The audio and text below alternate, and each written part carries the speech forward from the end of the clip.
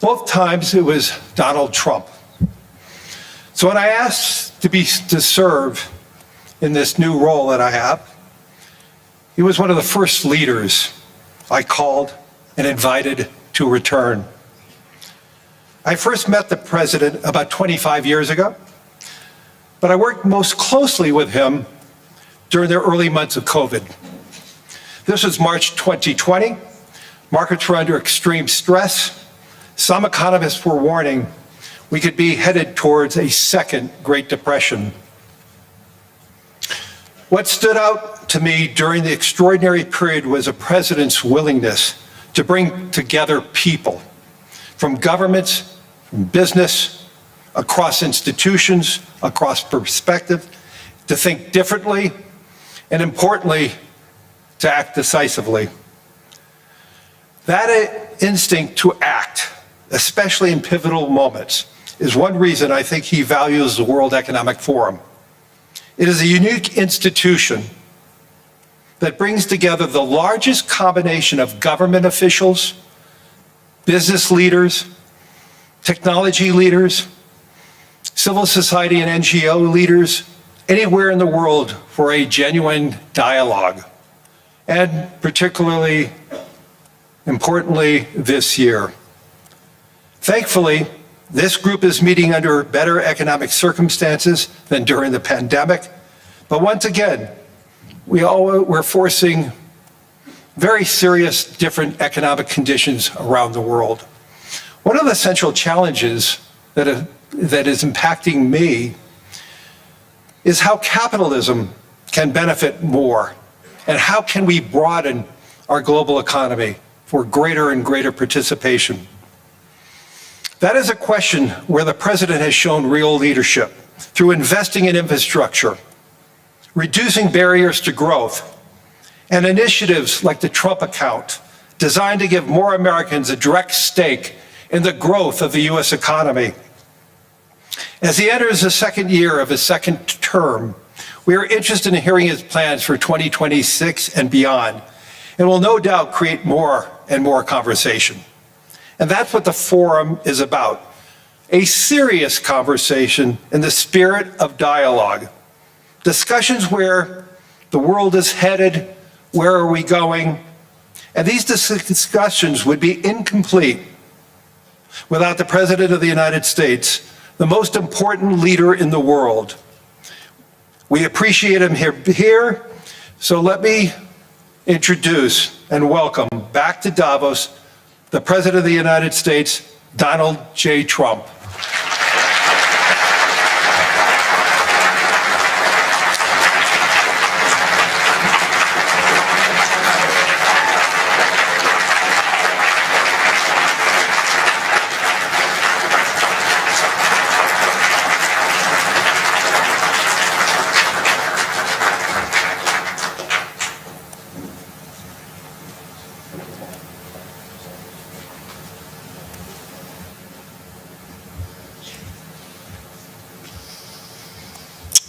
Well, thank you very much, Larry. It's great to be back in beautiful Davos, Switzerland, and to address so many respected business leaders, so many friends, few enemies, and all of the distinguished guests. It's a who's who, I will say that.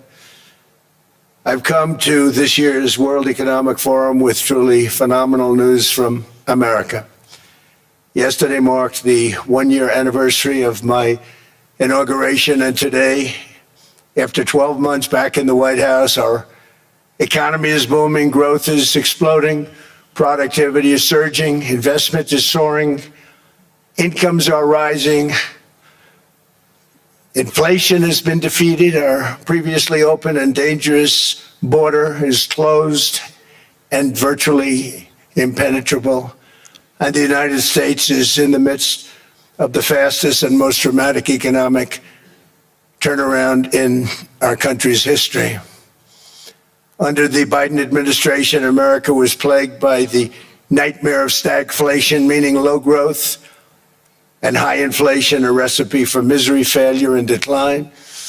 But now, after just 1 year of my policies, we are witnessing the exact opposite. Virtually no inflation and extraordinarily high economic growth.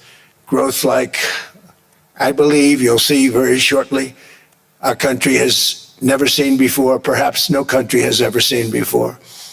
Over the past 3 months, core inflation has been just 1.6%.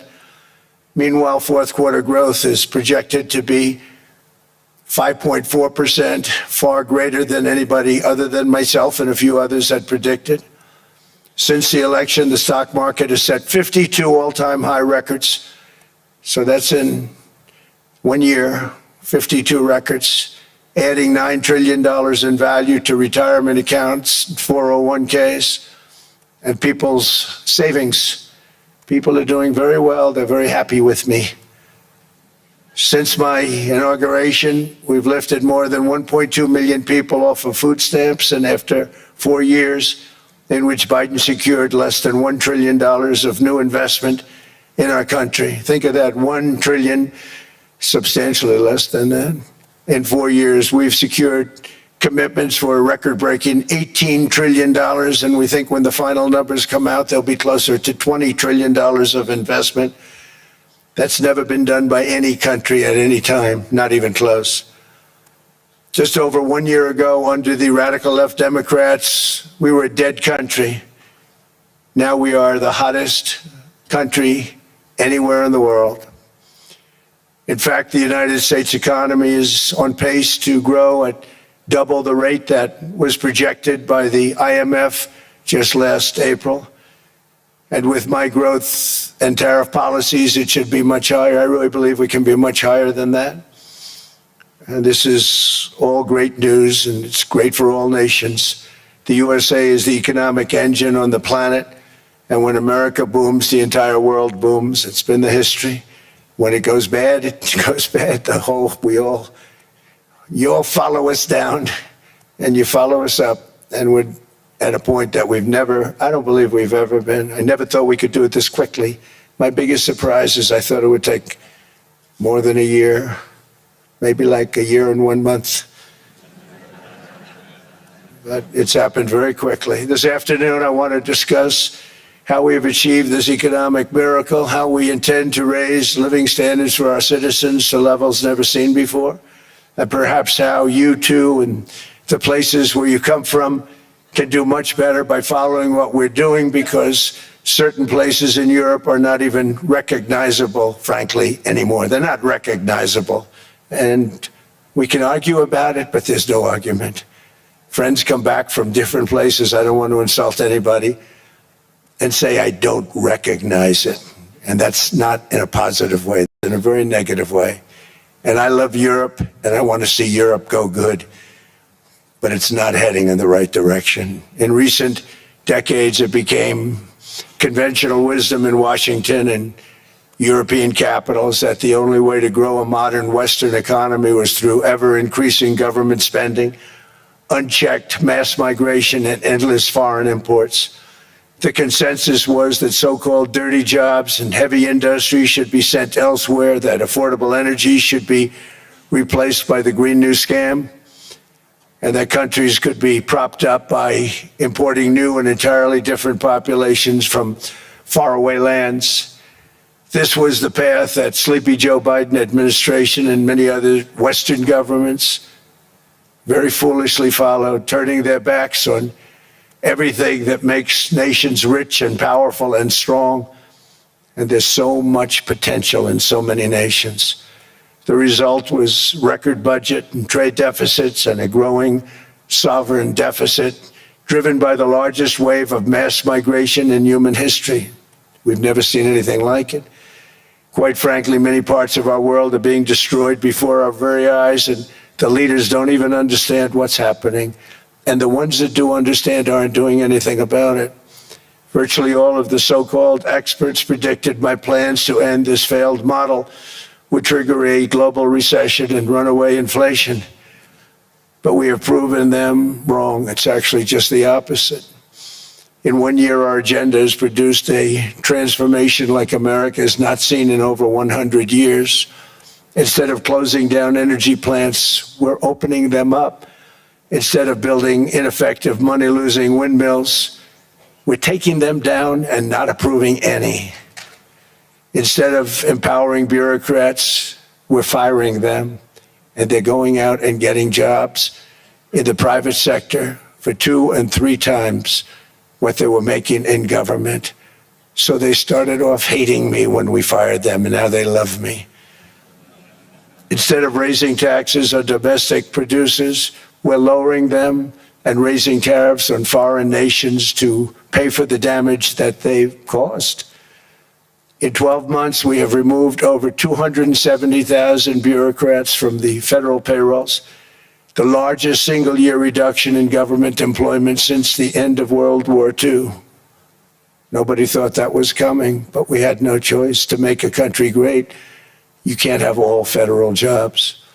We've cut federal spending by $100 billion and slashed the federal budget deficit by 27% in the single year. It's going to go down quite a bit more from that, driving inflation way down from the record highs of the Biden administration. Every month, they went up and up and up. I promised to cut 10 old regulations for every single new regulation, but instead I've cut, actually till this point, 129 regulations for every 1 new regulation approved. So every time they come in with a new regulation, we do at least 10, but so far it's averaging out to 129, if you can believe it. In July, we passed the largest tax cuts in American history, including no tax on tips, no tax on overtime, no tax on Social Security for our great seniors. We also provided 100% expensing, that's the one they like, and bonus depreciation for all new equipment and capital investments to help companies expand and shift production to America. They are so in love with it. They build a plant, they're able to deduct it immediately, the whole thing, rather than waiting 38 to 41 years in the old days. This is a miracle taking place. Nobody thought it would ever be done by any country, but it's done by us.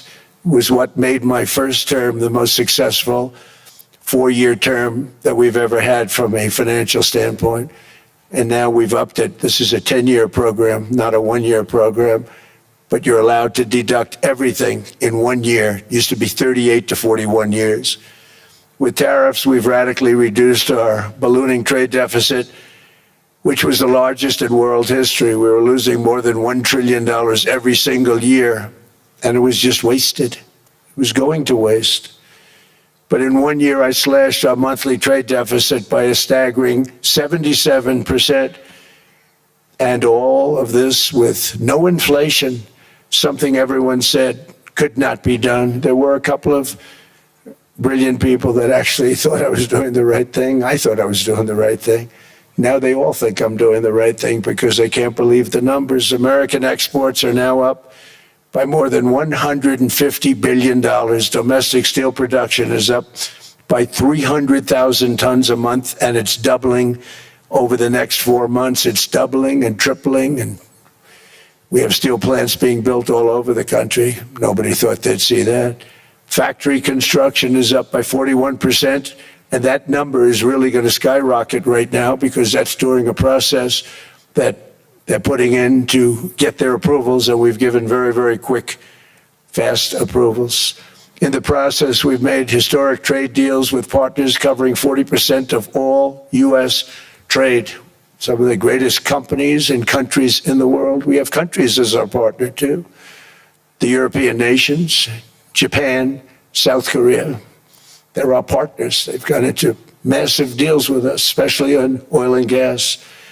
And these agreements raise growth and cause stock markets to boom, not only in the U.S., but virtually every country that came to make a deal, because, as you've learned, when the United States goes up, you follow.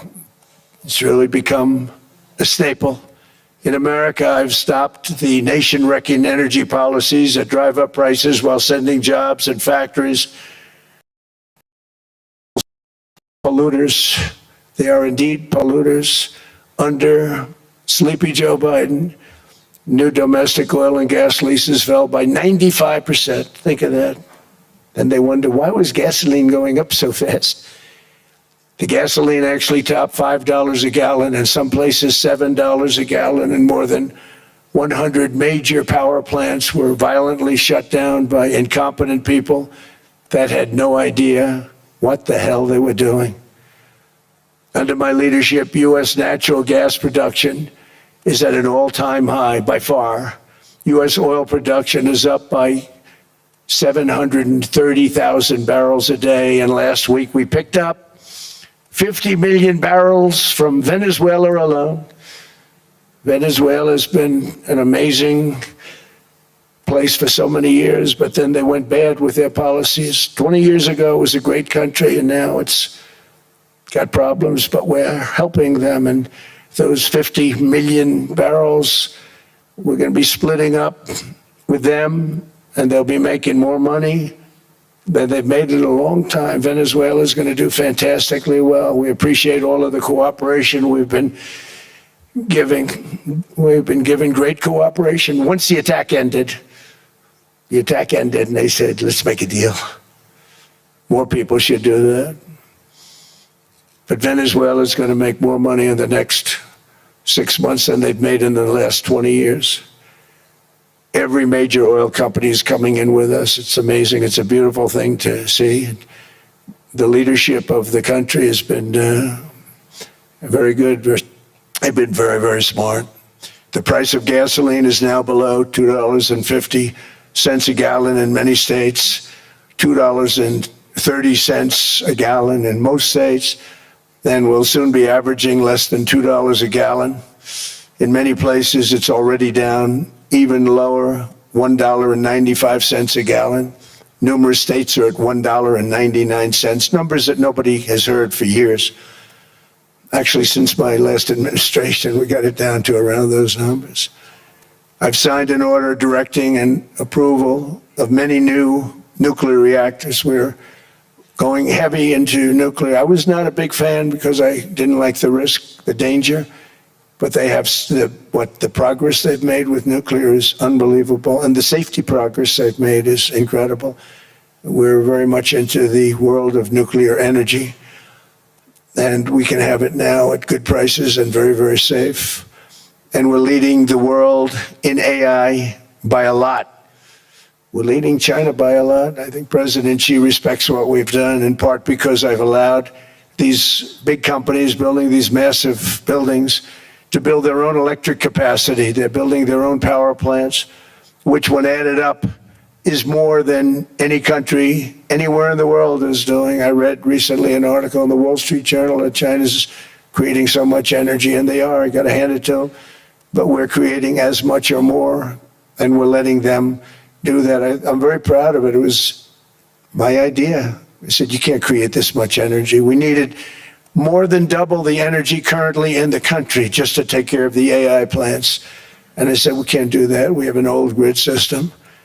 And I came up with the idea, you people are brilliant. You have a lot of money. Let's see what you can do. You can build your own electric generating plants. And they looked at me. They didn't believe me. All of the names that are, I think, in the room right now, if you want to know the truth, they didn't believe it. And I said, no, you can't. They came back 2 weeks and they didn't have the plant. They said, we thought you were kidding. I said, no, not only am I not kidding, you're going to have your approvals within 2 weeks.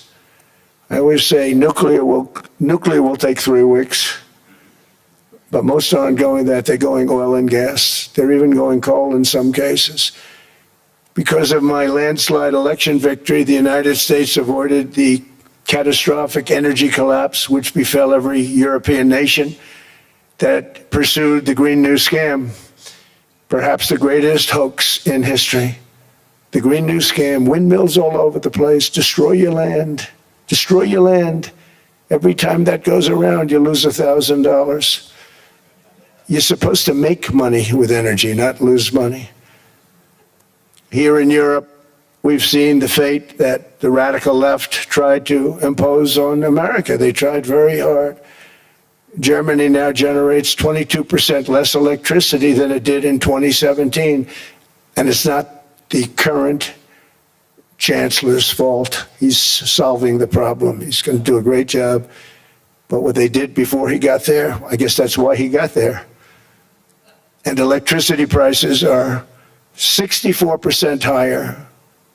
The United Kingdom produces just 1/3 of the total energy from all sources that it did in 1999. Think of that, 1/3. And they're sitting on top of the North Sea, one of the greatest reserves anywhere in the world, but they don't use it.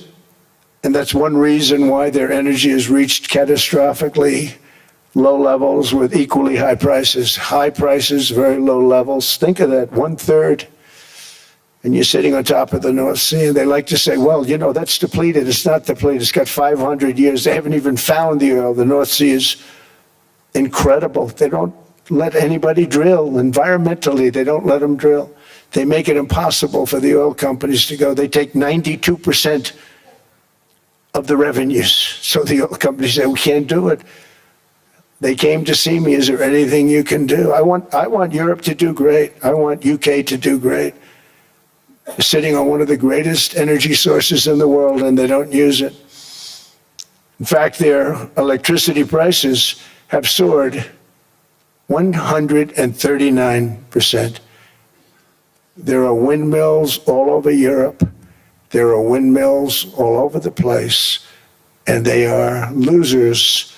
One thing I've noticed is that the more windmills a country has, the more money that country loses, and the worse that country is doing.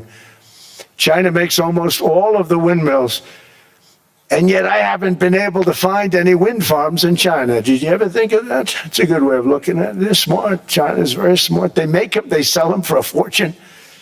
They sell them to the stupid people that buy them, but they don't use them themselves. They put up a couple of big wind farms, but they don't use them. They just put them up to show people what they could look like. They don't spin. They don't do anything. They use a thing called coal, mostly. But China goes with the coal. They go with oil and gas. They're starting to look at nuclear a little bit. And they're doing just fine. They make a fortune selling the windmills, though, and I think really that's one that they wouldn't be surprised if it stopped. They are shocked that it continues to go. They're very friendly with me. They're shocked that people continue to buy those damn things. They killed the birds. They ruin your landscapes. Other than that, I think they're fabulous, by the way. Stupid people buy them. The consequences of such destructive policies have been stark, including lower economic growth, lower standards of living, lower birth rates, more socially disruptive migration, more vulnerability to hostile foreign adversaries, and much, much smaller militaries. The United States cares greatly about the people of Europe. We really do. I mean, look, I am derived from Europe. Scotland and Germany, 100% Scotland, my mother, 100% German, my father.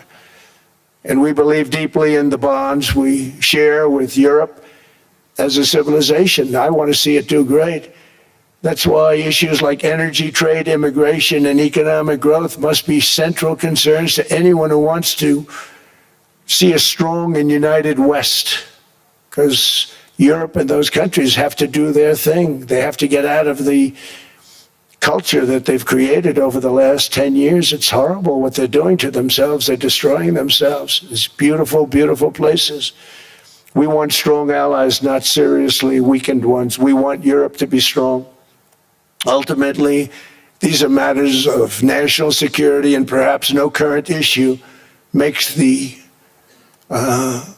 situation more clear than what's currently going on with Greenland. Would you like me to say a few words of Greenland? I was going to leave it out of the speech, but I think I would have been reviewed very negatively. I have tremendous respect for both the people of Greenland and the people of Denmark, tremendous respect. But every NATO ally has an obligation to be able to defend their own territory. And the fact is, no nation or group of nations is in any position to be able to secure Greenland other than the United States. We're a great power. much greater than people even understand. I think they found that out 2 weeks ago in Venezuela. We saw this in World War II, when Denmark fell to Germany after just 6 hours of fighting and was totally unable to defend either itself or Greenland. So the United States was then compelled, we did it, we felt an obligation to do it, to send our own forces to hold the Greenland territory, and hold it we did at great cost and expense. They didn't have a chance of getting on it, and they tried. Denmark knows that. We literally set up bases on Greenland for Denmark. We fought for Denmark. We weren't fighting for anyone else. We were fighting to save it for Denmark. Big, beautiful piece of ice. It's hard to call it land. It's a big piece of ice. But we saved Greenland and successfully prevented our enemies from gaining a foothold in our hemisphere. So we did it for ourselves also. And then after the war, which we won it big. Without us, right now you'd all be speaking German and a little Japanese, perhaps. After the war, we gave Greenland back to Denmark. How stupid were we to do that? But we did it. But we gave it back. But how ungrateful are they now? So now our country and the world face much greater risks than it did ever before because of missiles, because of nuclear, because of weapons of warfare that I can't even talk about. 2 weeks ago, they saw weapons that nobody ever heard of.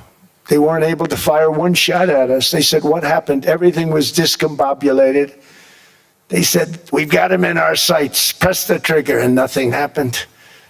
No anti-aircraft missiles went up. There was one that went up about 30 feet and crashed down right next to the people that sent it. They said, what the hell is going on? Those defensive systems were made by Russia and by China. So they're going to go back to the drawing boards, I guess. Greenland is a vast, almost entirely uninhabited and undeveloped territory. It's sitting undefended in a key strategic location between the United States, Russia, and China. That's exactly where it is, right smack in the middle. Wasn't important nearly when we gave it back. You know, when we gave it back, it wasn't the same as it is now. It's not important for any other reason, you know, everyone talks about the minerals. There's so many places. There's no rare earth, no such thing as rare earth. There's rare processing, but there's so much rare earth. And this, to get to this rare earth, you got to go through hundreds of feet of ice. That's not the reason we need it. We need it for strategic national security and international security. This enormous unsecured island is actually part of North America, on the northern frontier of the Western Hemisphere. That's our territory. It is therefore a core national security interest of the United States of America. And in fact, it's been our policy for hundreds of years to prevent outside threats from entering our hemisphere, and we've done it very successfully. We've never been stronger than we are now. That's why American presidents have sought to purchase Greenland for nearly 2 centuries. You know, for 2 centuries they've been trying to do it. They should have kept it after World War II, but they had a different president. That's all right. People think differently. Much more necessary now than it was at that time, however. In 2019, Denmark said that they would spend over $200 million to strengthen Greenland's defenses. But as you know, they spent less than 1% of that amount. 1%. There's no sign of Denmark there. And I say that with great respect for Denmark, whose people I love, whose leaders are very good. It's the United States alone that can protect this giant mass of land, this giant piece of ice, develop it and improve it and make it so that it's good for Europe and safe for Europe and good for us. And that's the reason I'm seeking immediate negotiations to once again discuss the acquisition of Greenland by the United States, just as we have acquired many other territories throughout our history. as many of the European nations have. They've acquired, there's nothing wrong with it. Many of them, some went in reverse, actually, if you look. Some had great vast wealth, great vast lands all over the world. They went in reverse. They're stuck back where they started. That happens too. But some grow. But this would not be a threat to NATO. This would greatly enhance the security of the entire alliance, the NATO alliance. The United States is treated very unfairly by NATO. I want to tell you that. And when you think about it, nobody can dispute it. We give so much and we get so little in return. And I've been a critic of NATO for many years. And yet I've done more to help NATO than any other president by far, than any other person. You wouldn't have NATO if I didn't get involved in my first term. The war with Ukraine is an example. We are thousands of miles away, separated by a giant ocean. It's a war that should have never started, and it wouldn't have started if the 2020 U.S. presidential election weren't rigged. It was a rigged election. Everybody now knows that. They found out. People will soon be prosecuted for what they did. It's probably breaking news, but it should be. It was a rigged election. You can't have rigged elections. You need strong borders, strong elections, and ideally a good press. I always say it. Strong borders, strong elections, free, fair elections, and a fair media. The media is terrible. It's very crooked. It's very biased, terrible. But someday it'll straighten out because it's losing all credibility. Think of it, when I went in a landslide, a giant landslide, won all 7 swing states, won the popular vote, won everything, and I only get negative press. That means that it has no credibility. And if they're going to get credibility, they're going to have to be fair. So you need a fair press. But you also need those other elements. And I inherited a terrible, terrible situation. If you look, the border was open, the inflation was raging, everything was bad with the United States when I came into office. But I also inherited a mess with Ukraine and Russia, something that would have never happened. And I know Putin very well. He and I would discuss Ukraine. It was the apple of his eye, but he wasn't going to do anything. I said, Vladimir, you're not doing it. He would never have done it. It was terrible what happened. I could see it happening too. After I left, I could see it happening. Biden had given Ukraine and NATO $350 billion, a staggering sum, $350 billion. I came in, and just like the southern border, just like inflation, just like our economy, I said, wow, this place is in trouble, meaning our country. All of these things were out of control. But the border was out of control. We fixed it with the strongest border anywhere in the world.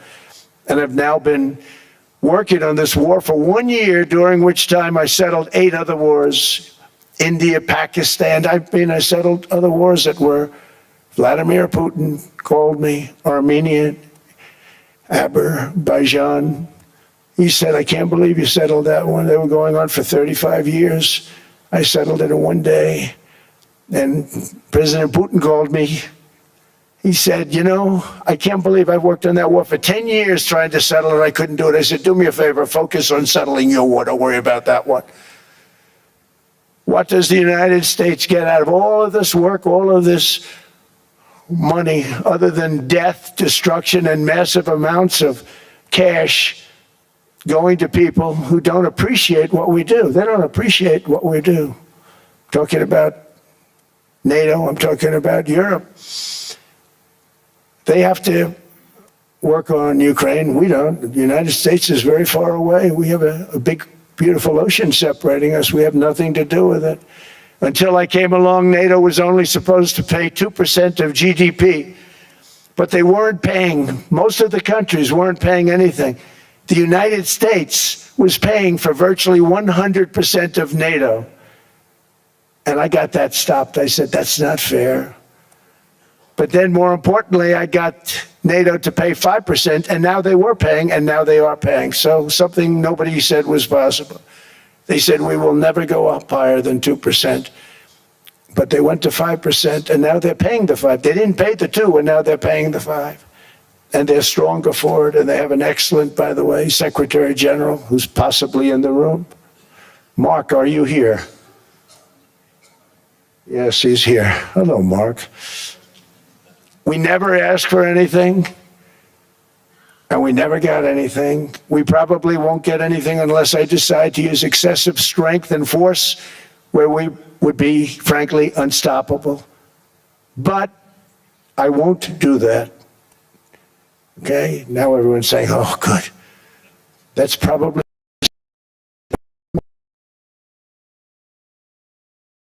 want to use force. I won't. It's called Greenland, where we already had it as a trustee, but respectfully returned it back to Denmark not long ago after we defeated the Germans, the Japanese, the Italians, and others in World War II. Back to them. We were a powerful force then, but we are a much more powerful force now. After I rebuilt the military in my first term and continue to do so today, we have a budget of $1.5 trillion. We're bringing back battleships. The battleship is 100 times more powerful than the great battleships you saw in World War II, those great, big, gorgeous ships, the Missouri, the Iowa, the Alabama. Because I thought maybe we could take them out of mothballs. They said, no, sir, these ships are 100, think of that, 100 times more powerful than those big, magnificent pieces of art that you saw so many times ago, that you still see on television. You say, wow, what a force. 100 times, each ship 100 times more powerful than the big battleships of the past. So that was the end of the mothball story. So what we have gotten out of NATO is nothing except to protect Europe from the Soviet Union and now Russia. I mean, we've helped them for so many years. We've never gotten anything, except we pay for NATO. And we paid for many years until I came along. We paid for, in my opinion, 100% of NATO because they weren't paying their bills. And all we're asking for is to get Greenland, including right title and ownership, because you need the ownership to defend it. You can't defend it on a lease. Number one, legally it's not defensible that way, totally. And number two, psychologically, who the hell wants to defend a license agreement or a lease, which is a large piece of ice in the middle of the ocean where if there is a war, much of the action will take place on that piece of ice. Think of it. Those missiles would be flying right over the center of that piece of ice. All we want from Denmark for national and international security and to keep our very energetic and dangerous potential enemies at bay is this land on which we're going to build the greatest golden dome ever built. We're building a golden dome that's going to, just by its very nature, going to be defending Canada. Canada gets a lot of freebies from us, by the way. They should be grateful also, but they're not. I watched your Prime Minister yesterday. He wasn't so grateful. But they should be grateful to us. Canada lives because of the United States. Remember that, Mark, the next time you make your statements.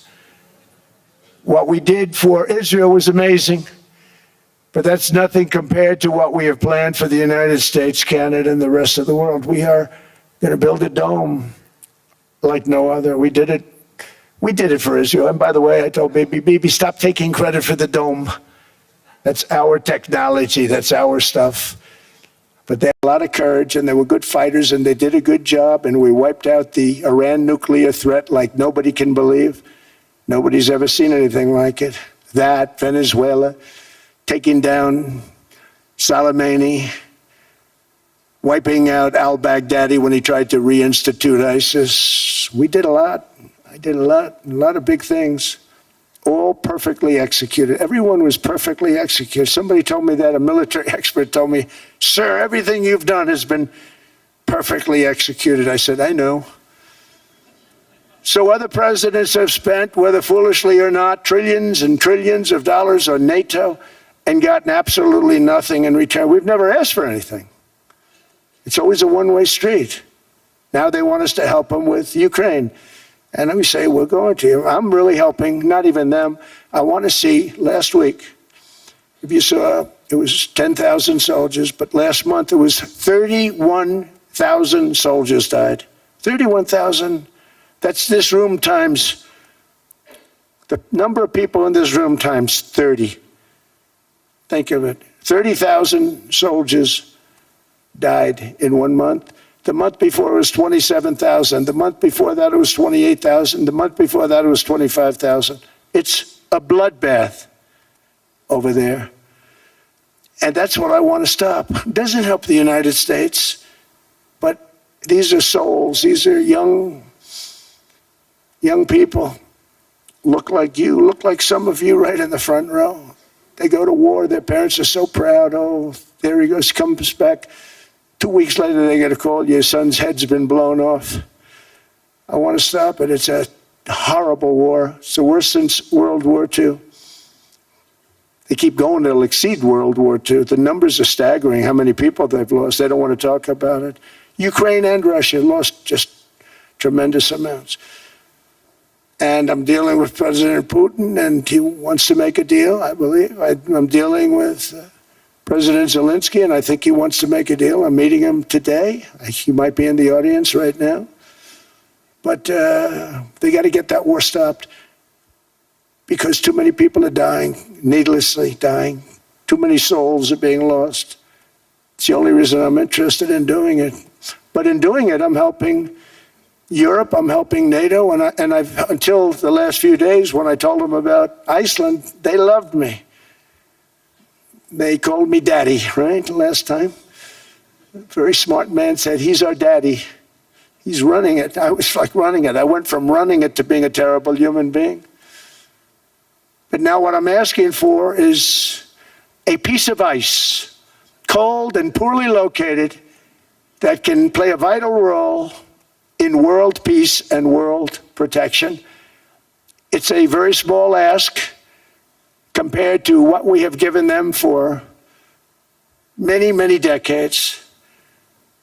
But the problem with NATO is that we'll be there for them 100%. But I'm not sure that they'd be there for us. If we gave them the call, gentlemen, we are being attacked. We're under attack by such and such a nation. I know them all very well. I'm not sure that they'd be there. I know we'd be there for them. I don't know that they'd be there for us. So with all of the money we expend, with all of the blood, sweat, and tears, I don't know that they'd be there for us. They're not there for us on Iceland, that I can tell you. I mean, our stock market took the first dip yesterday because of Iceland. So Iceland's already cost us a lot of money. But that dip is peanuts compared to what it's gone up. And we have an unbelievable future in that stock. That stock market is going to be doubled. We're going to hit 50,000, and that stock market's going to double in a relatively short period of time because of everything that's happening. But this is a good example. After giving NATO and European nations trillions and trillions of dollars in defense, they buy our weapons. We make the greatest weapons in the world, but now we're going to make them faster, much faster. You saw that. I put a cap on the salaries. Then I put no buybacks, no stock buybacks, no various other things that they were doing. I mean, they were making $50 million, but it would take them 3 years to give you a Patriot missile. I said, that's not good. My chauffeur can do a better job than that, and he makes slightly less than 50. They make big salaries. If they're going to make those big salaries, they're going to have to produce a lot faster. The good news is we have the greatest equipment in the world. Now we're going to start making it a lot faster. They're going to build additional plants.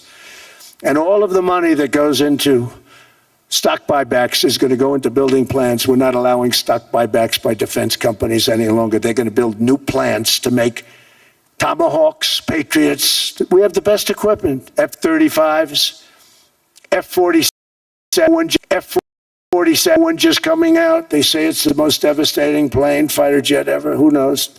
They called it 47. If I don't like it, I'm going to take the 47 off it. I wonder why they called it 47. We'll have to think about that. But if I don't like it, I'm going to take that 47 off. But it's supposed to be the stage 6. It's supposed to be the first stage 6 plane, undetectable, like our B-2 bombers were undetectable. They flew right over Iran. They were undetectable. And they did their job, and they got the hell out of there. So we want a piece of ice for world protection, and they won't give it. We've never asked for anything else, and we could have kept that piece of land, and we didn't. So they have a choice. You can say yes, and we will be very appreciative, or you can say no, and we will remember.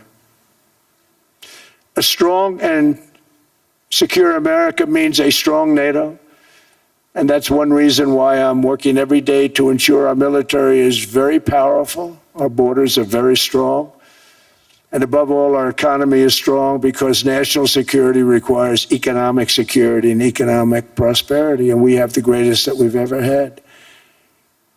Biden and his allies destroyed our economy and gave us perhaps the worst inflation in American history. They say 48 years, I say forever, but I think 48 years is the equivalent to forever. Whether it's 48 years or ever, it's terrible, costing the typical family $33,000. What they did to this country should never, ever be forgotten. It's early, but he has to be rated as the worst president we've ever had by far. The auto pen did much of the damage. The auto pen, he was the auto pen president, because I don't believe a sane president would have ever signed the kind of things that he signed. But now grocery prices, energy prices, airfares, mortgage rates, rent, and car payments are all coming down, and they're coming down fast. We inherited a mess, but we've done a hell of a job in 12 months. Under my most favored nation policy for drug prices, the cost of prescription drugs is coming down by up to 90%, depending on the way you calculate. You could also say 5, 6, 7, 800%. There are two ways of figuring that. But we have a favored nations policy that every president wanted, no president was able to get. I got it, and other nations approved it. And I had to use tariffs in order to get it because they said, no way. In other words, a pill that costs 10% in London costs $130. Think it costs $10 in London, costs $130 in New York or in Los Angeles. And I'd say, boy, that's bad. Friends of mine would say, you know, we go to London, you can buy the stuff for nothing. We go all over the world, we can buy it for nothing. Because basically America was subsidizing every nation in the world because presidents allowed them to get away with it. It became very tough. So when I called up Emmanuel Macron, I watched him yesterday with those beautiful sunglasses. What the hell happened? But I watched him sort of be tough. But he was at $10 for a pill. And I said, Emmanuel, and I have all the big pharmaceutical companies are in total agreement. It wasn't easy, by the way. They're tough, smart. They've been getting away with the scam for a long time. But they gave it up. But they said, you'll never get the countries to approve it. I said, why is that? Because they won't. They always said, we're not paying any more. Get the rest for the United States. So over the years, they stayed the same. We just went up, up, up. And I mean, we would pay 13, 14, 15 times more than some certain countries would. So I said, no, they'll approve it 100%. Sir, you'll never get them to approve it. I said, I guarantee you. But I actually started with Emmanuel, who probably is in the room too. And I like him. I actually like him. Hard to believe, isn't it? And I said, Emmanuel, you're going to have to lift the price of that pill to $20, maybe $30. Think of that. That means it's a doubling of prescription drugs. Might be a tripling, might be a quadrupling. It's not easy. No, no, no, Donald, I will not do that. I said, yes, you will, 100%. He said, no, you're asking me to double. I said, Emmanuel, you've been taking advantage of the United States for 30 years with prescription drugs. You really should do it, and you will do it, I have no doubt. In fact, I am 100% sure you're going to, no, I will not do it. Because he has to, in all fairness to him, he has to double or triple. Because the world being a bigger place than the United States, it's not that you meet in the middle. You just have to go up some, and we come down a lot. They go up a little, we come down a lot. So we're at $130, they're at 10. So they may have to go to 20 or 30. No more than that. I said, Emmanuel, you're going to be doubling or tripling? No. I said, here's the story, Emmanuel. The answer is you're going to do it fast. And if you don't, I'm putting a 25% tariff on everything that you sell into the United States and a 100% tariff on your wines and champagnes. And that's about 10 times more than what I'm requesting. And you're going to do it. I don't want to go public with it, but you may make me do that. No, Donald, I will do it. I will do it. It took me, on average, 3 minutes a country, saying the same thing. You will do it. They all said, no, I will not do it. You're asking me to double the cost of prescription. I said, that's right, because you've been screwing us for 30 years. And they said, we will not do it. I said, that's all right. On Monday morning, we're putting a 25, 30, 50, I gave different numbers for different countries. This is also national security we're talking about. Not fair. We're not going to subsidize the whole world. And every one of those countries have agreed to do it. So one of the biggest things that I've done is the fact that we have now most favored nation. We will pay whatever the lowest price is in the entire world. So our drug prices are going to be coming down by staggering 90%. Again, you could say 1,000%, 2,000%. Depends on the way you want to figure it, but we'll go with the way the fake news likes it better because it sounds, can you imagine a 90% reduction sounds much worse. But drug prices are going to be coming down tremendously in all the nations, and I appreciate them doing it, but they did it. In all fairness, without tariffs, I wouldn't have been able to get it done. After declining $3,000 under Biden, real incomes are up in the United States by $2,000, $3,000, and even $5,000 and more. Home ownership has always been a symbol of health and vigor of American society, but that goal fell out of reach for millions and millions of people in the Biden era because interest rates went up so high. Today, I'm taking action to bring back this bedrock of the American dream. In recent years, Wall Street giants and institutional investment firms, many of you are here, many of you are good friends of mine, many of you are supporters. Sorry to do this, Joe, I'm so sorry. But you've driven up housing prices by purchasing hundreds of thousands of single-family homes, and it's been a great investment for them. Often as much as 10% of houses on the market. You know, the crazy thing is a person can't get depreciation on a house, but when a corporation buys it, they get depreciation. Okay, that's something we're going to have to think about too. I don't know if too many people think about that. You buy a corporation, they buy 500 houses, they buy hundreds of thousands, they buy 500 houses, they can take depreciation. A person sweats and works and buys one house, they can't. But homes are built for people, not for corporations, and America will not become a nation of renters. We're not going to do that. That's why I have signed an executive order banning large institutional investors from buying single-family homes. It's just not fair to the public. They're not able to buy a house. And I'm calling on Congress to pass that ban into permanent law, and I think they will. One of the biggest barriers to saving for a down payment has been surging credit card debt. The profit margin for credit card companies now exceeds 50%, one of the biggest. And they charge Americans interest rates of 28%, 30%, 31%, 32%. Whatever happened to usury? So to help our citizens recover from the Biden disaster, all caused by this horrible precedent, I'm asking Congress to cap credit card interest rates at 10% for 1 year. And this will help millions of Americans save for a home. They have no idea they're paying 28%. They go out there a little late in their payment and they end up losing their house. It's terrible.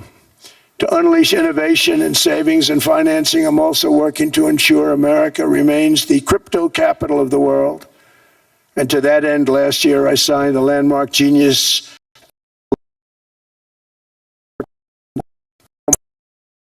legislation, Bitcoin, all of them, which I hope to sign very soon, unlocking new pathways for Americans to reach financial freedom. And I did it for two reasons. Number one, I thought it was politically good, and it was. I got tremendous political support. But more importantly, China wanted that market too. It's just like they want the AI.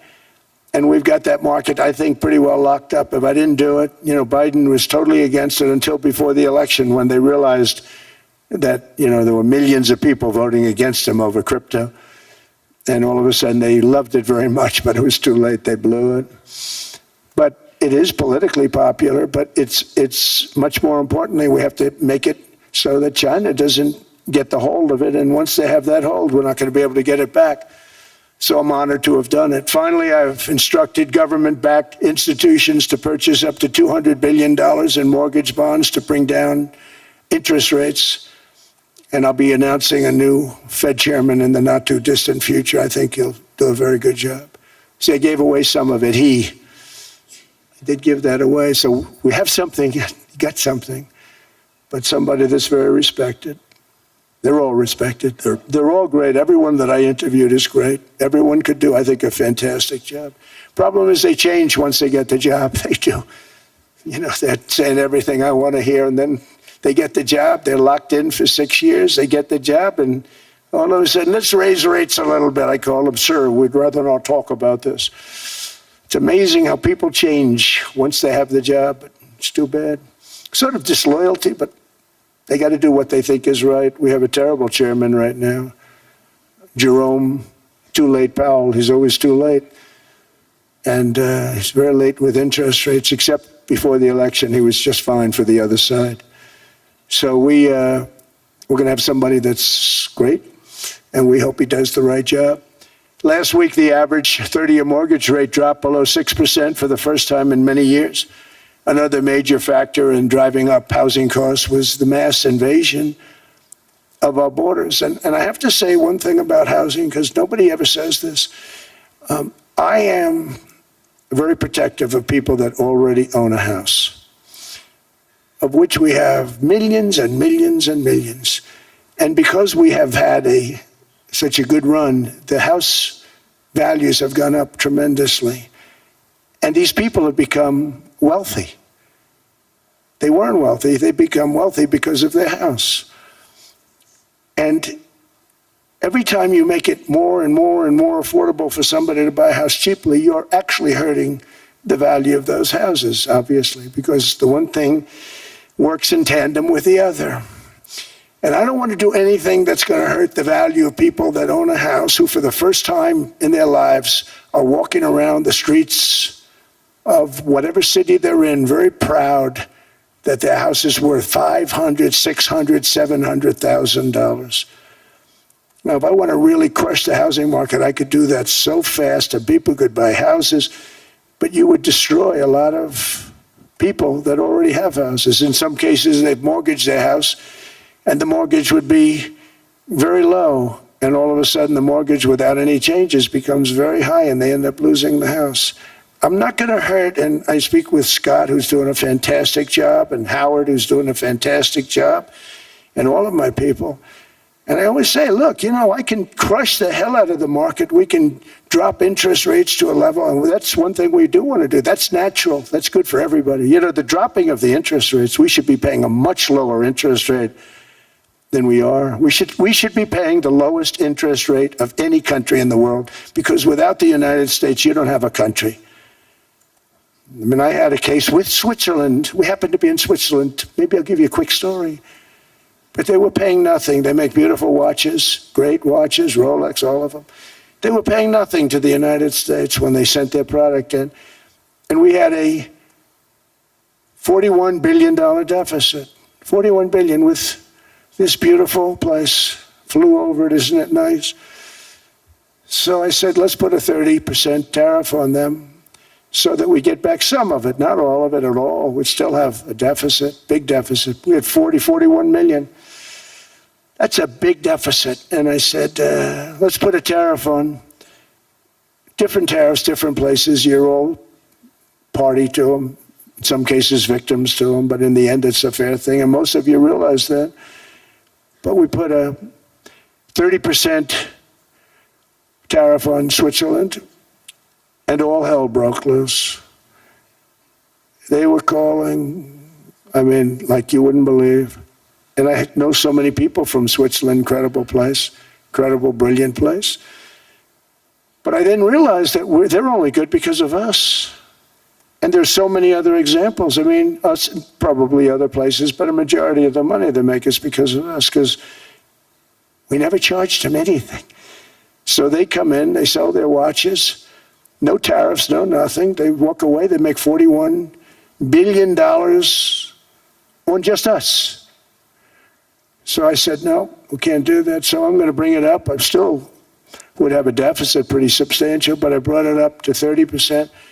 And I guess Prime Minister, I don't think President, I think Prime Minister called a woman, and she was very repetitive.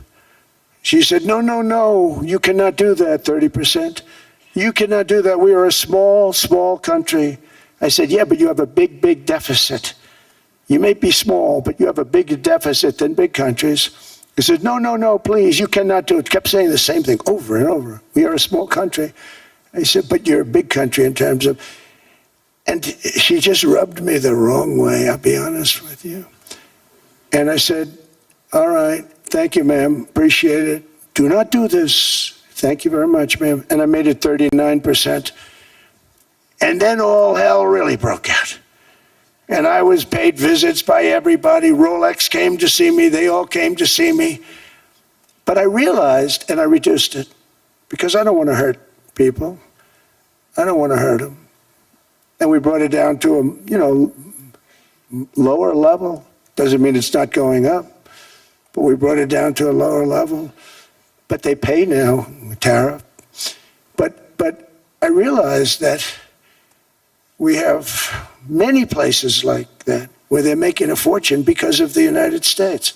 Without the United States, they wouldn't be making anything.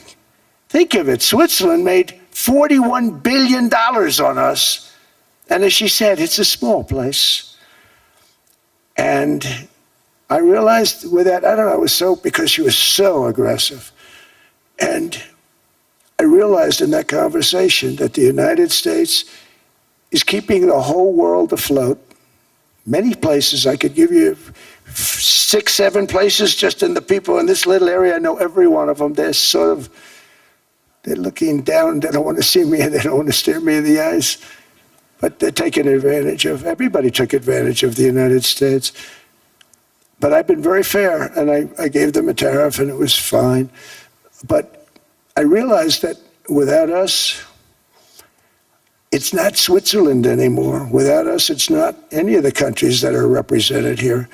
And we want to work with the countries. We want to work with them. We're not looking to destroy them. I could have said 39, 40%. I could have said I want a 70% tariff, then we make money with Switzerland. But Switzerland would have been probably destroyed, financially destroyed. I don't want to do that. But we should be paying the lowest interest rate of everybody. I hope Scott's listening to this, because we should be paying the lowest interest rate of everybody. Without us, most of the countries don't even work.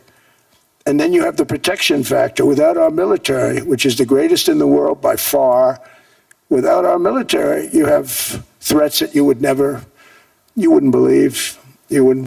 You don't have threats because of us, and that's because of NATO. One other thing, and I have to say it so importantly, in the old days, and I used to say I'm the youngest in the room. Now I'm among the older. I hate to say it.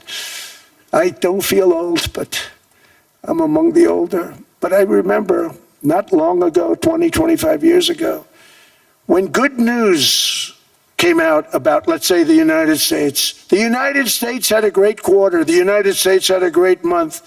All the stocks went up. And that's the way it's supposed to be.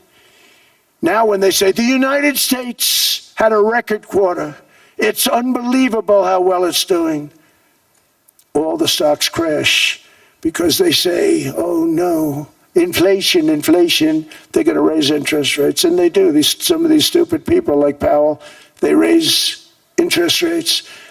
And what they do is they stop you from being successful. It used to be when we had a great quarter, a great month, great earnings, great anything, any good news, the stock market went up. That's the way it's going to be. We got to do that again because that's the way it should be. Now when we have a great month, they want to kill it. Like we did over 5%. People were surprised. We should do 20%. We could do 25%. When we announce good numbers, and the reason is they're so petrified of inflation. And growth doesn't mean inflation. We've had tremendous growth with very low inflation. In fact, growth can fight inflation, proper growth. So we want to get back to the days when we announce great numbers, because we're going to be announcing phenomenal. You know, all these factories that are being built at record, thousands of businesses are being built right now. Remember, $18 trillion is invested. I think the second number is 3, and that was China many years ago. Investments in the country from outside. 18 trillion, nobody's ever seen. And that's money coming in and building things, factories. Thousands of businesses are being built, thousands. Hundreds of big factories, car plants are moving back to the United States. They're coming in from Canada, they're coming in from Mexico, from Japan. Japan's coming in and building plants here in order to avoid tariffs. They're coming in from China, they're coming in from all over the world. We have more plants being built now, car plants, than we've ever had built, even in the heyday from the 1940s and 50s. And they're bigger. They don't use renovations anymore where they take an old plant, they rip it down, they build a brand new plant, super modern plant. But it's happening at levels that nobody's ever seen. In 2024, the U.S. built less than 2 million new homes, but Biden admitted more than 8 million new migrants. And those days are over. In 2025, for the first time in 50 years, the United States had reverse migration. Boy, that was nice.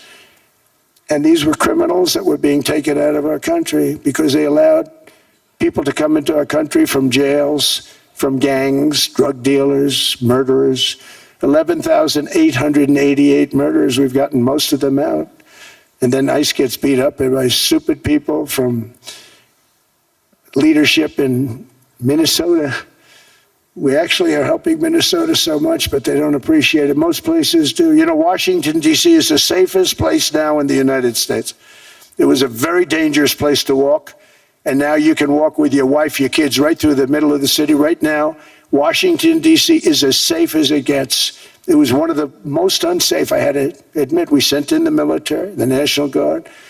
Within 2 months, it was great. Within 3 months, it's like a really great place and a safe place and a beautiful place. It's even been cleaned up. The graffiti's gone. The fences are gone. We don't have to worry about fences anymore.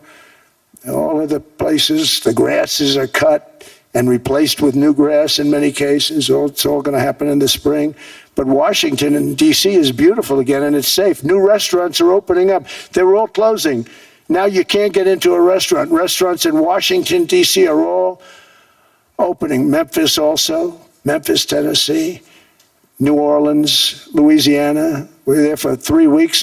We've cut the crime down by 64%. Within another month, we'll have virtually no crime there. We can do that all over. We're going to help the people in California. We want to have no crime. I know Gavin was here. I used to get along so great with Gavin when I was president. Gavin's a good guy. And we're going to, if he needed it, I would do it in a heartbeat. I'd love to see. We did help them a lot in Los Angeles, a lot with the early in my term when they had some problems. But we would love to do it. I will say this, if I were a Democrat governor or whatever, I would call up Trump. I'd say, come on in, make us look good. Because we're cutting crime down to nothing. And we're taking people out, career criminals who are only going to do bad things, and we're bringing them back to their countries. But where we've done it, it's been amazing. And we have a capacity to do it at much greater levels.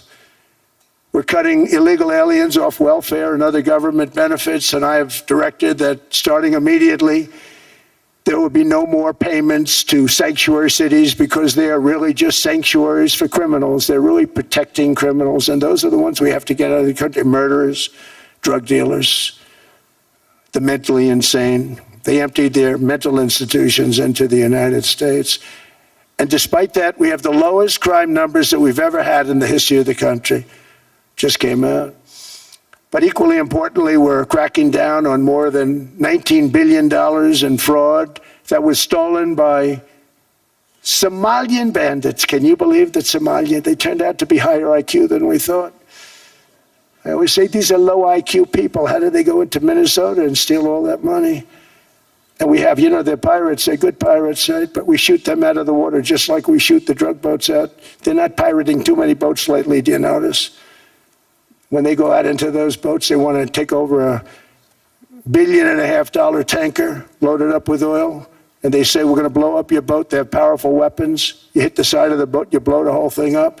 The insurance companies are petrified. So they say, just give them the boat. We'll give them money instead. And I don't do that. We blow them right the hell out of the water. We see them going out, we blow them out of the water. We don't have any pirates so much anymore. If we do, they won't be there long. We've cut down with the hitting of the boats that are loaded up with drugs, including submarines. Can you believe they actually buy small, they call mini subs, very fast. They're meant for drugs.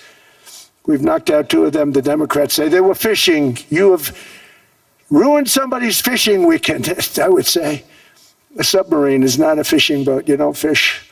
But we've knocked down drugs by water, the oceans, the sea, by 97.2%. Think of that. And I actually say, who the hell are the 3%? Because I would not want to be piloting one of those boats. We knocked them down, and now we're going to start on land. We're going to knock it all out. The land is the easy part. What we did on sea is incredible, and that's our great military. The situation in Minnesota reminds us that the West cannot mass import foreign cultures which have failed to ever build a successful society of their own. I mean, we're taking people from Somalia, and Somalia is a failed, it's not a nation, got no government, got no police, got no military, got no nothing.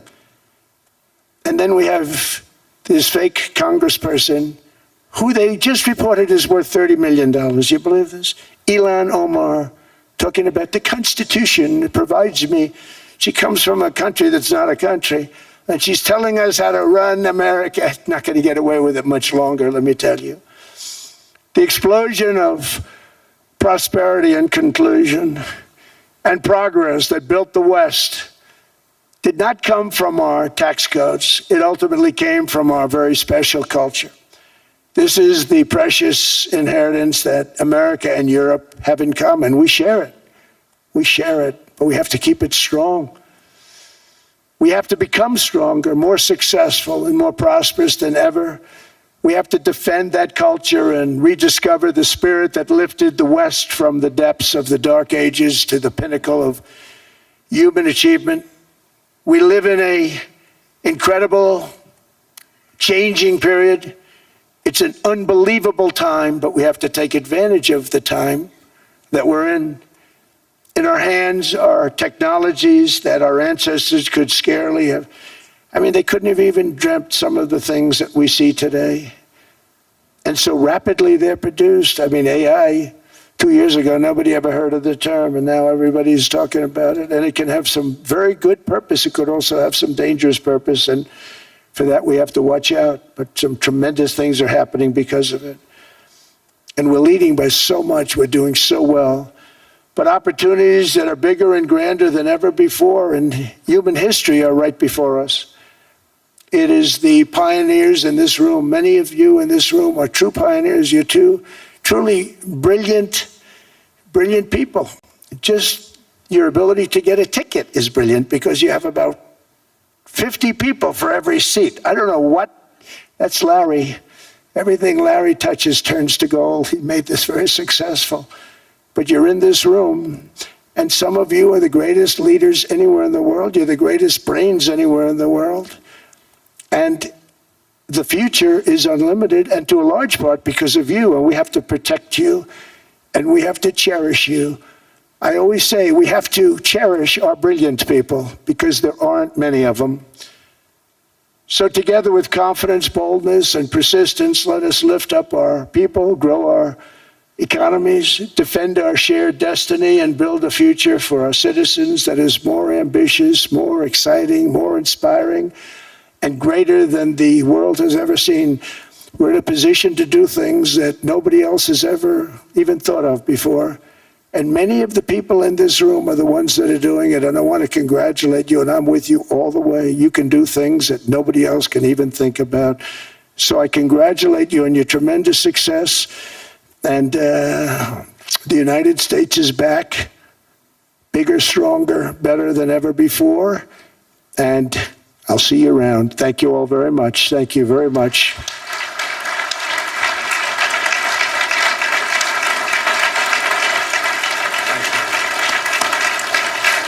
Thank you.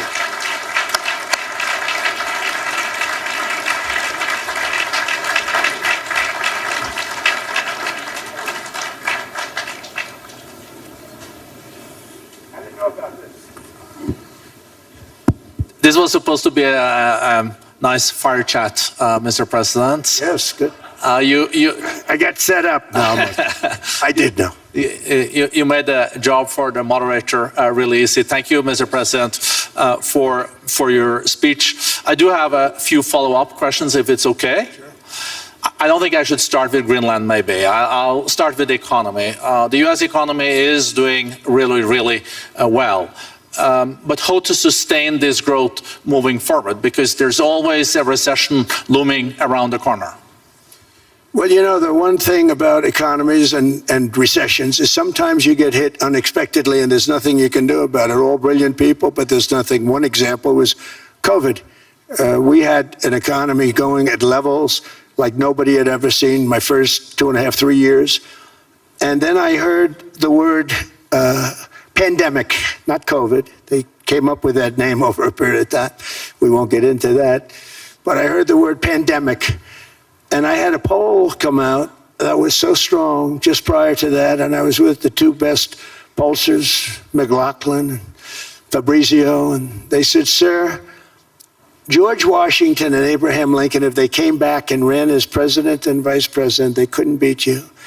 And then what happened is the following day, I was told to stay tuned because there's something really bad happening in China. There are bodies laying all over Wuhan, right around that certain building that we talk about. I always said it came from Wuhan. It did come from Wuhan.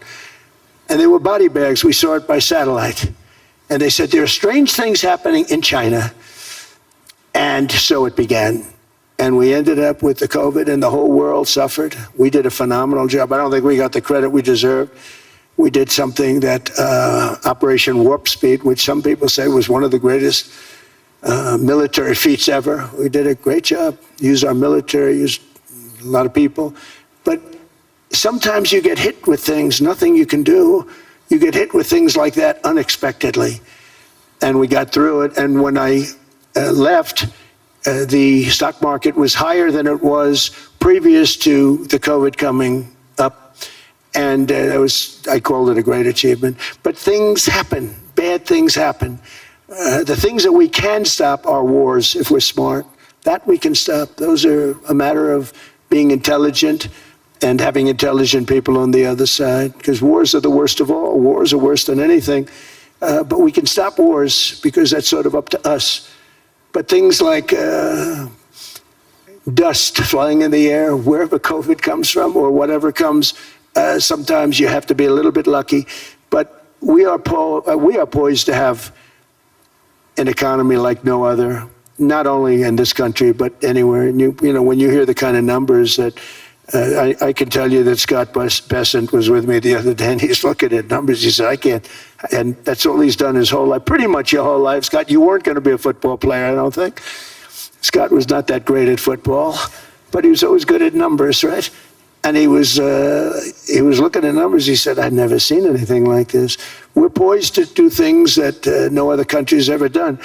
And, you know, luck.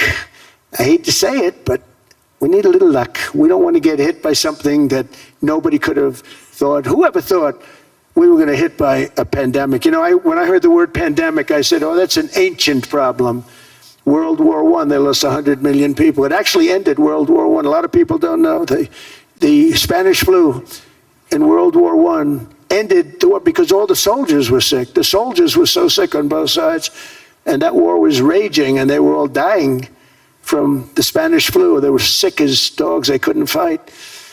So, you know, you don't know how that would have turned out. But so we do, I mean, subject to that, and I always have to put a caveat in for it, but we're poised to have the greatest growth of any large country, I think any country that there's been. When you look at what's happening in the United States, it's really amazing.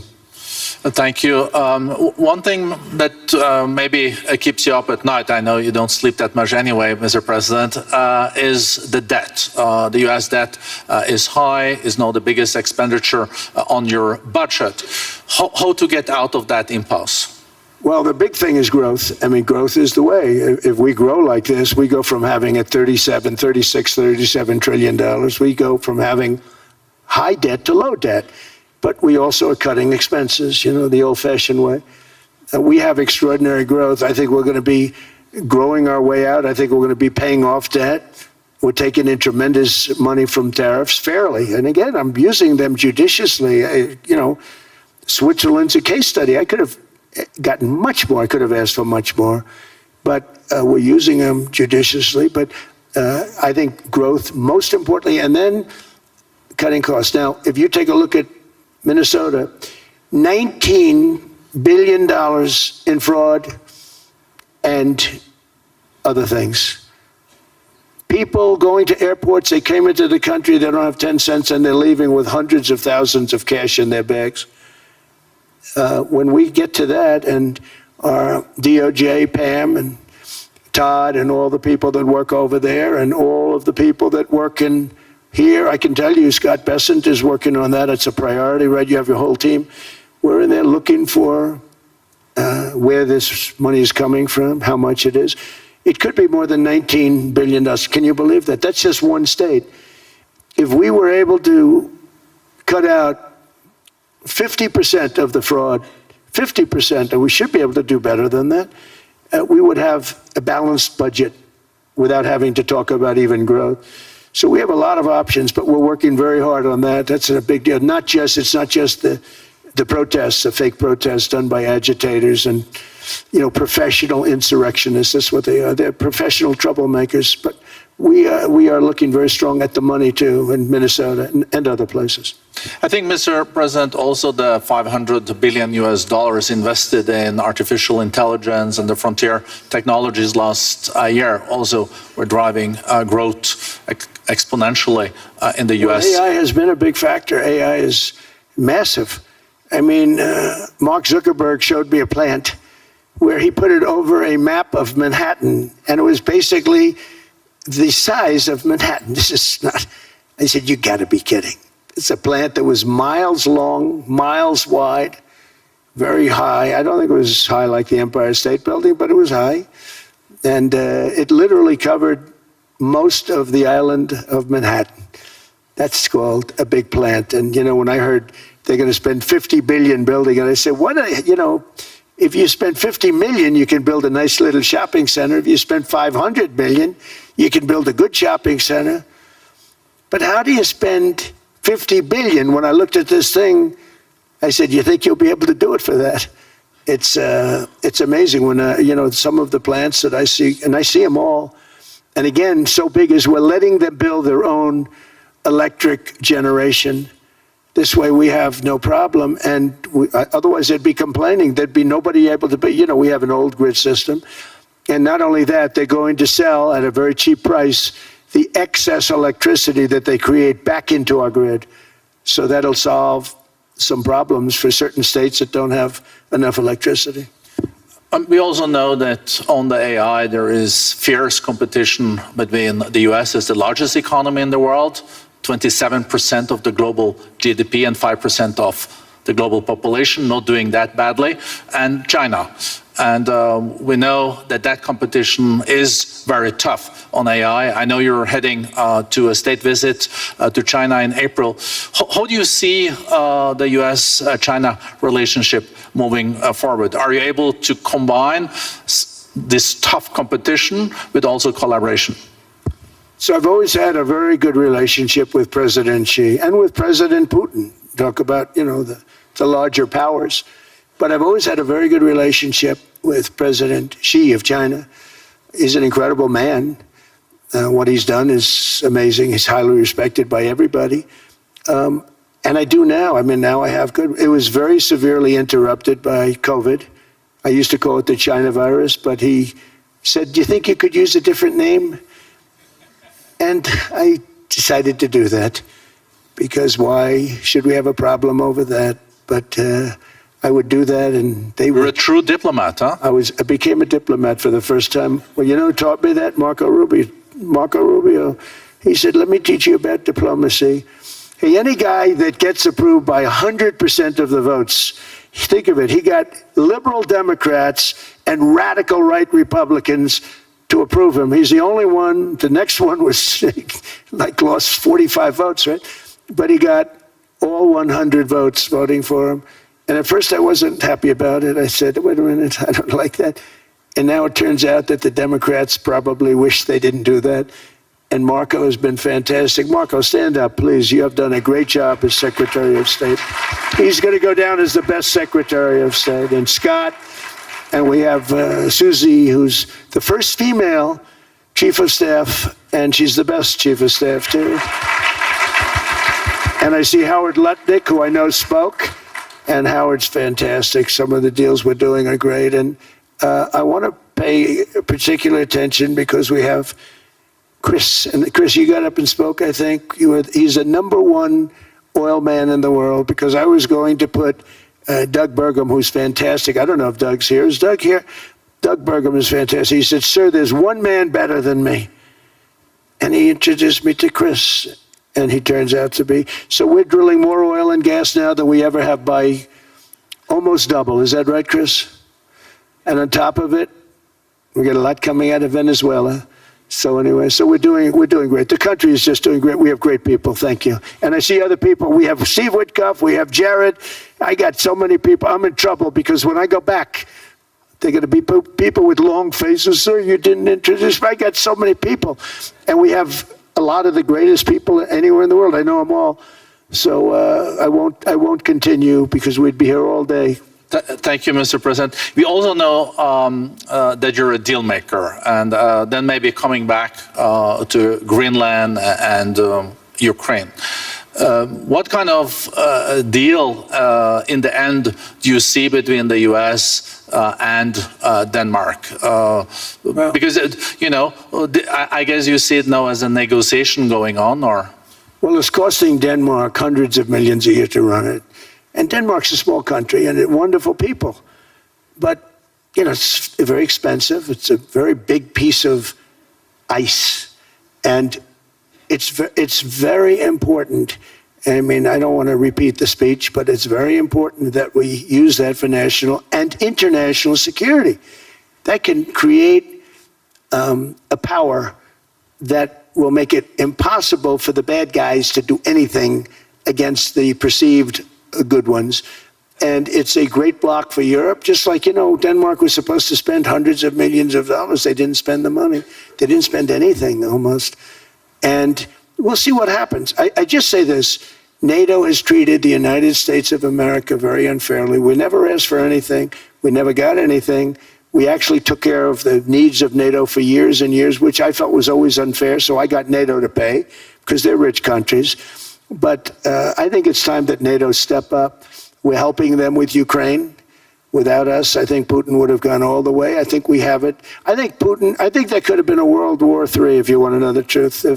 If Kamala was elected, or Joe, any one of those, those thinkers, I think you could have ended up in World War III. And I will say Steve Witkoff has been dealing incredibly with, but we're not going to have World War III. We want to get it stopped, but we're not going to have World War III. I think if I wasn't elected, I think that could have evolved into World War III. It was a very, very bad situation. And it still is, but it's not that kind of bad. It's bad because so many young people are being killed. How close do you think there is on an agreement on Ukraine? I had the pleasure of speaking with Steve Witkoff and Jared Kushner yesterday. I know they're working hard on it. I know that they're also traveling now. Do you see this very close or still? Well, I hate to say it. I thought that was going to be so. I settled 8 wars plus. And I thought that was going to be one of my easier ones. Not the easiest. Some I settled in a matter of hours because I'm good at that stuff. You know, the United Nations should be doing this. I shouldn't be doing it, but it doesn't matter. It's got to get done, saving a lot of lives. We're saving millions of lives. With Ukraine, Russia, there's tremendous hatred between President Zelensky and President Putin. That's not good. That's not good for settlements. We know from dealing. There's abnormal hatred. With that being said, I think Russia wants to make a deal. I think Ukraine wants to make a deal. And we're going to try getting a deal done. We're getting, I think, Steve, I think I can say that we're reasonably close. But what happens is oftentimes we'll have a deal with Russia. Russia's set, and President Zelensky will not do it. You saw that when he was in the Oval Office. I was not happy. And then we'll have President Zelensky wants to make a deal, and Putin doesn't want to make the deal. It's a very difficult balance, and it's big time, and it is, you know, to use a word, it's a bloodbath. It's horrible what's happening. It's a drone war. The drones are killing, you know, thousands of people a week, thousands. We have to get it stopped. So I believe they're at a point now, I'm going to meet with President Zelensky later today. I believe they're at a point now where they can come together and get a deal done. And if they don't, they're stupid. That goes for both of them. And I know they're not stupid. But if they don't get this done, they are stupid. So I don't want to insult anyone, but you got to get this deal done. Too many people are dying. It's not worth it. President Sisi is sitting on the first row here. He spoke earlier today and also complimented you on the Gaza deal. I think there will be a signing tomorrow. Of course, there are different views on this, but how important do you think this signing is on the Board of Peace? And do you think this is going to sustain? Do you think we now will see Gaza reconstructed and the billions of US dollars invested? I do. I mean, I think we have peace in the Middle East. There are some little situations like Hamas, and Hamas has agreed to give up their weapons. Now, you know, they were born with a weapon in their hand, so it's not easy to do. When they were born with a rifle in their hand. It's not an easy thing for them, but that's what they agreed to. They've got to do it. And we're going to know, Jared, over the next 2 or 3 days, certainly over the next 3 weeks, whether or not they're going to do it. If they don't do it, they'll be blown away very quickly. They'll be blown away. You know, we have 59 countries that are part of that whole peace deal. And some of those countries aren't even they're near the Middle East, but they're not in the Middle East traditionally. And they want to come in and take out Hamas. They want to come in. They want to do whatever they can. There's a problem with Hezbollah in Lebanon, and we'll see what happens there. But that's a problem. But there are these little flames, but there's peace in the Middle East. Now, had we not gone in and knocked out with those big, beautiful, we just ordered 25 brand new ones, the latest and the greatest, the B-2 bomber. Think of them, they went in there at 2 o'clock in the morning with no moon, no light, no nothing, and every single one of those massive bombs hit its target, 100,000-pound bombs hit its target, every one of them. And then on top of it, from a submarine 300 miles away, we hit the sites with tomahawks, which is an unbelievable weapon. So, you know, we did our job. If we didn't do that, you would have never had peace in the Middle East. And the countries like Saudi Arabia, UAE, and Qatar could never have, and others could never have signed anything because you would have had this dark cloud, and the dark cloud was Iran with nuclear. Iran would, if we didn't take them out, they would have had a nuclear weapon within 2 months. They were very close to having the nuclear weapon, and we hit them hard. And it was a total obliteration. If they may try again, but they're going to have to try from a different area because that area was obliterated. Incredible thing we did. And because we did that, we were able to make peace. If we didn't do that, I would say, Jared and Steve, if we didn't do that, there was no chance of making peace because the countries I just named and other countries could have never signed off. They were afraid. They were afraid. we had a bully. The bully was Iran, the bully of the Middle East. They used to call it for years. They were the bully of the Middle East. They're not the bully of the Middle East anymore. Mr. President, I know you even had to change plane last night, so I guess you didn't have much sleep, but I think but your energy is still there. I know you have several bilateral meetings. I know you're also hosting a reception. So thank you so much for coming back to Davos. Thank you so much. It's highly appreciated. Well, thank you very much. Thank you, everybody, very much. Thank you. Thank you.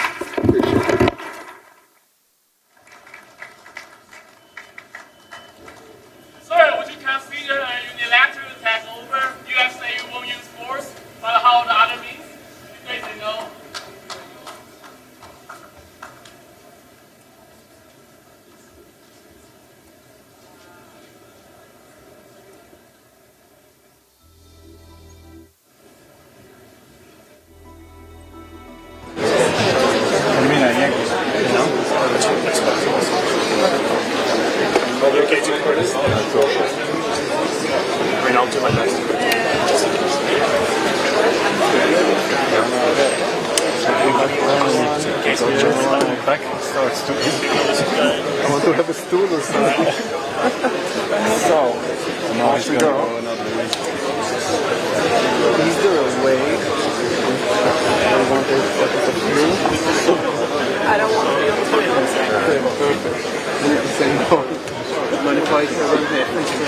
Oh, come around this way. I don't want to tread on your toe.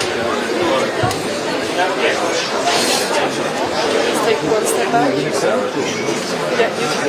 Take one step back. I won't send you away. That's a deal.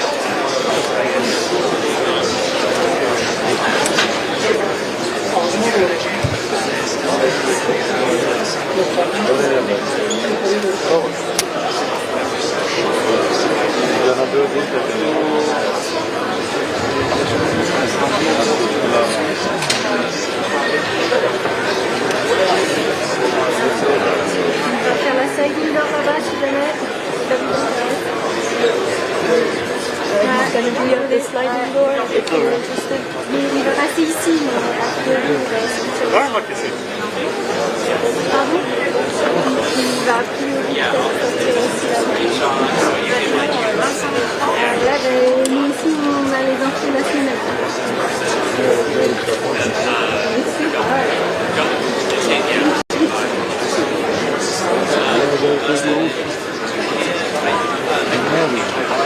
Ben mobilini oynar olayım.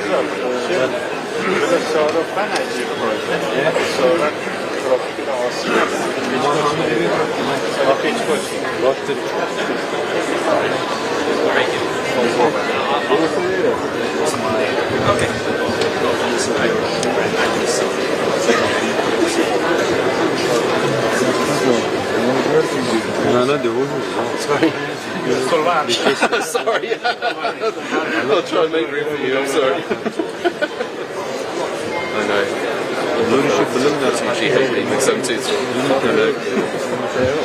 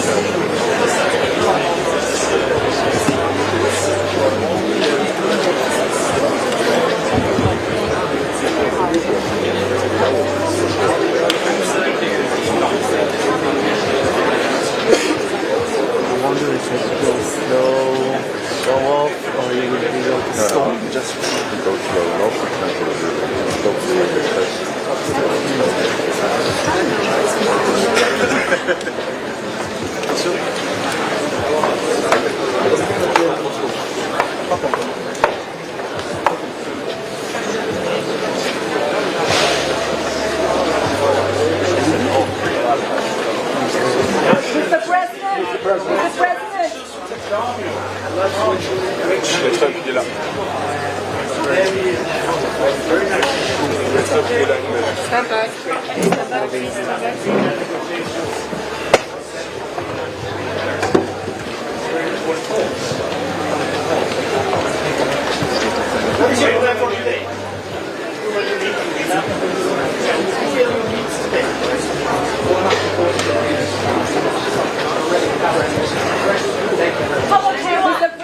Mr. President here. President. President.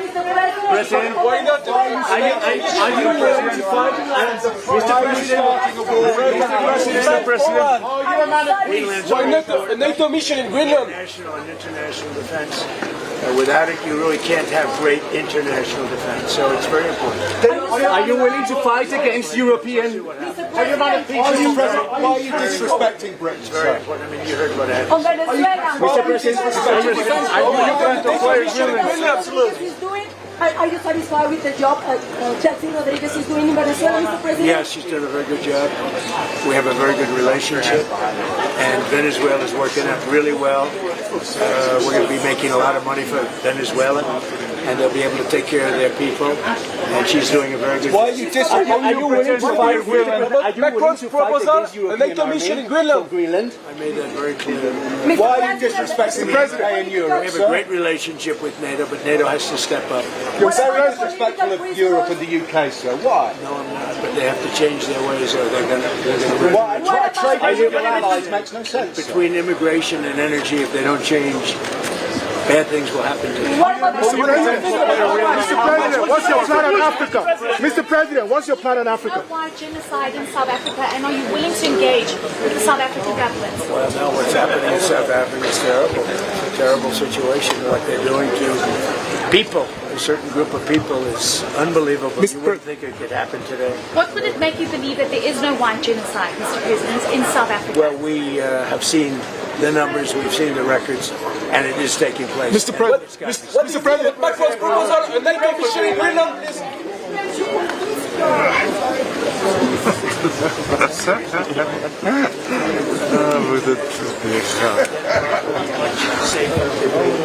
What we have to do with the Golden Dome, if they don't do it, we'll never have international security.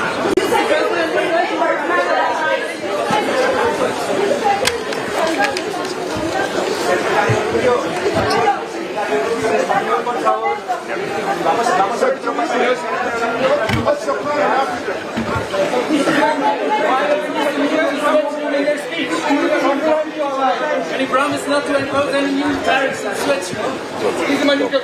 Thank you very much, everybody. Thank you very much. What do you think of Emmanuel Macron's strategy? Tariffs on Switzerland, Mr. President. Cameron, please go on. Do you like Canada?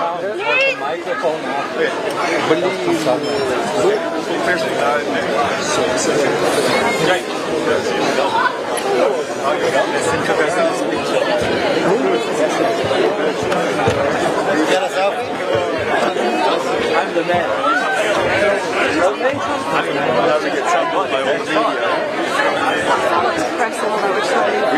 You might as well go up that way. If they're I'm sure they will after this. So, there's a few people around. There's a few, sorry. A leading American tech entrepreneur. The rest of the world, a bit intimidating.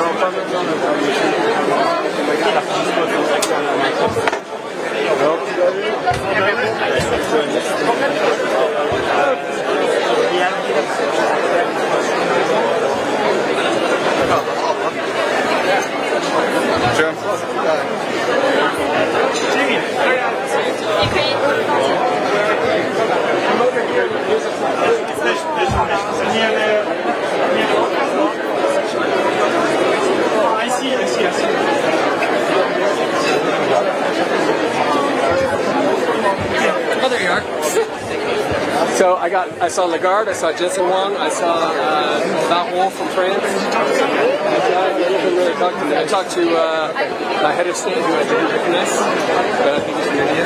Not India, but maybe Pakistan.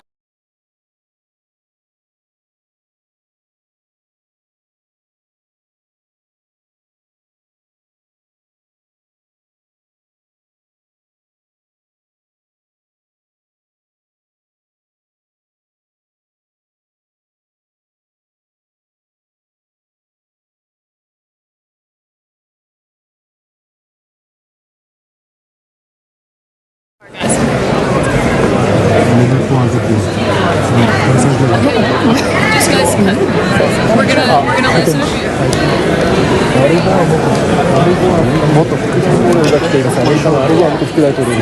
Yeah, well, thank you so much for standing obviously outside the room, and I would love to know what you thought of the president's speech, given you are obviously a very prominent U.S.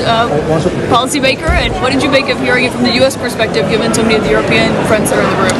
Well, I think it was a classic Trump performance. I would hate to be the fact checker that had to go through that speech, but I think there was one element of the speech that I would interpret as a positive.